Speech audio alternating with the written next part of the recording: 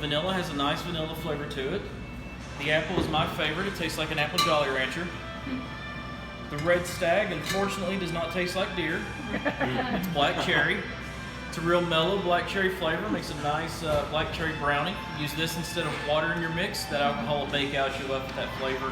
Actually makes a really nice cherry coke flavor. The fire is our cinnamon. In my opinion, it's going to be fireball syrupy. I have to mix it. I don't have to do anything with fire. And then the honey tastes like honey. Now, the last two here, the Jim Beam Maple and the Knob Creek Smoked Maple.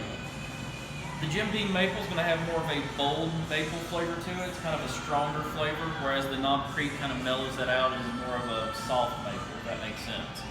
With the smoked maple, I tell people to mix this with your syrup and put it on their pancakes.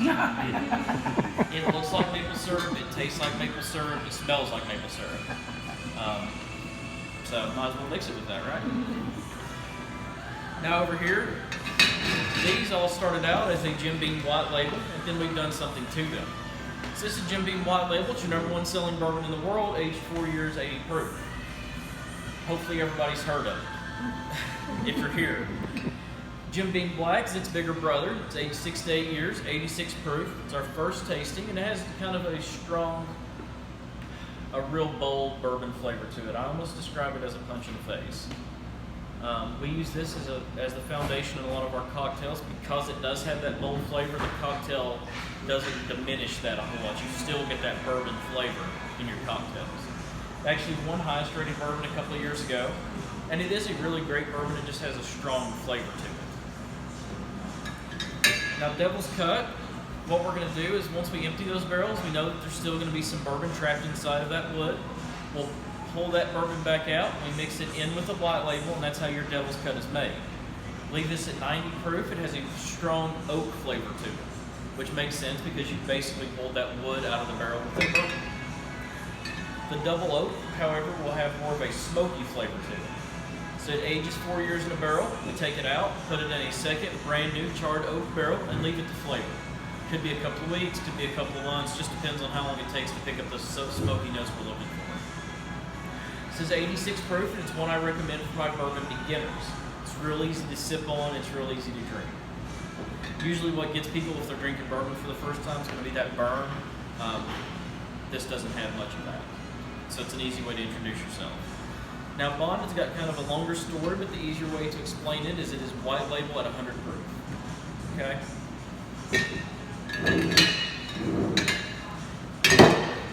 Next we have our, oh, that's Bond. Next we have our rye whiskeys. So these are no longer bourbons because they're not 51% corn, they're 51% rye. That's going to give this more of a pepper, more of a spicy flavor. Some people like, some people don't. I encourage everybody to try a rye at some point just to see whether or not you do. I can usually recommend a bourbon for everybody. The ryes are a little harder because everybody's palate is different. Next we've got our single barrels. That Knob Creek single barrel is what we saw out on the porch, what we tried there. This is the Jim Beam single barrel. It's 95 proof. Less than 1% of our Jim Beam barrels become this single barrel. And this is where I'm going to show you the difference between that 4 to 5 year bourbon and that 9 year bourbon. So it's where you're going to see a big difference in your color. Okay. Next we have the Knob Creek small batch. So it's still aged 9 years. However, this is that small batch, so it's at 100 barrels instead of just that single. This comes down to 100 proof, and it's going to mellow out that taste a little bit. It's not going to have as much of a burn as that single barrel does. This also mellows out everything that most people don't like about the black. As we try them, you'll see, and you can tell me whether or not I'm wrong, because I kind of like your guys' opinions on that.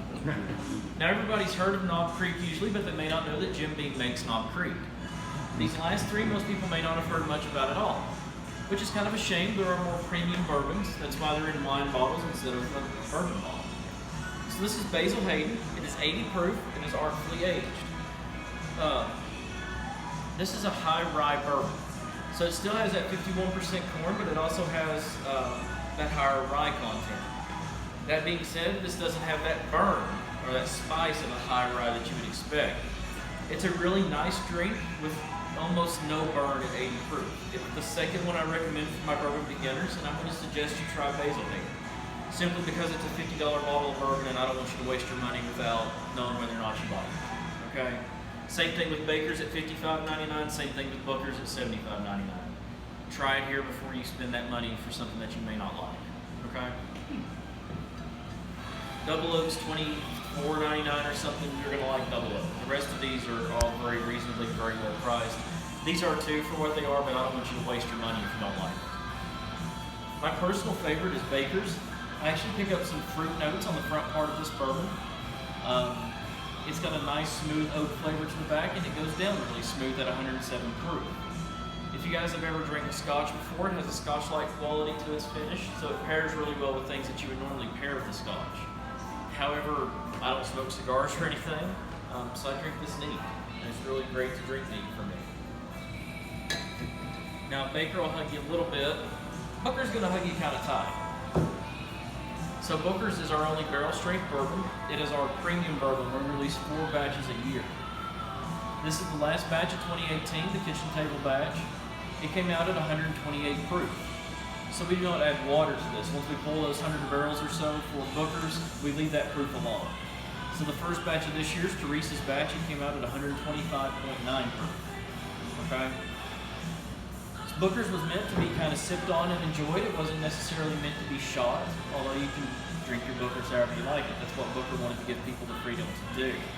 So this is uncut, unfiltered. All the fat, everything that normally is filtered out is left in here. Booker wanted to give people the freedom to drink their bourbon however they wanted. So instead of us proofing it for you like we did with these, it gives you the option to proof this yourself. So you could be Booker's on rocks, you could be 1 part water, 2 parts water, you know, however you wanted to drink your Booker's, however you wanted your bourbon to flavor. That's kind of what the idea was there. Okay? Any questions before we move into the tasting?